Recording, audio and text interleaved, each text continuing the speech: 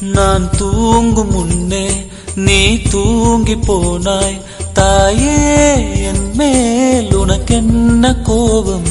கண்ணான கண்ணே, என் தெய்வ பெண்ணே, கண்ணில் தூசி நீ ஊத வேண்டும்.